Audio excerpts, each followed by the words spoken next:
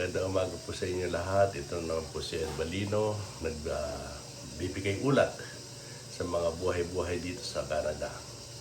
Ngayon po ay araw ng Disyembre, buwan ng Disyembre, 27, 2025. So, kagigising natin, nag-shower, ito, naghingi ng pasasalamat sa Panginoon at dumilat ang ating mga mata at nakita natin itong liwanag na malakas ang ating katawan at malakas sa kaisipan at sana ibigyan pa tayo mas marami pang buhay.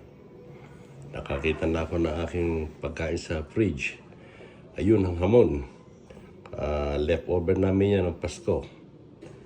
Kailangan hindi matapon. Anong araw pa lang naman ngayon. Meron pa siya another day or two. Tapos yan ang sourdough na ginawa na aking apo. Binake niya yan. May peanut butter tayo ron. Meron tayong kape. Okay na sa aking almusal yan. At sold na ako yung sold. So kain na tayo.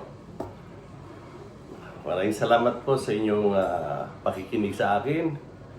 Hopefully magustuhan ninyo itong content na ito. Ito yung pang araw-araw lang nagawain dito. We are not bragging of anything else. Pero sabi nga, kung may hirap, may ginhawa. Yan ang mga nating paghihirap na ginagawa sa ating buhay para tayo ginawahan naman. Yun ang ating kapalit na bigay sa atin ng Panginoong Diyos at sa ating sarili. Maraming salamat po ulit.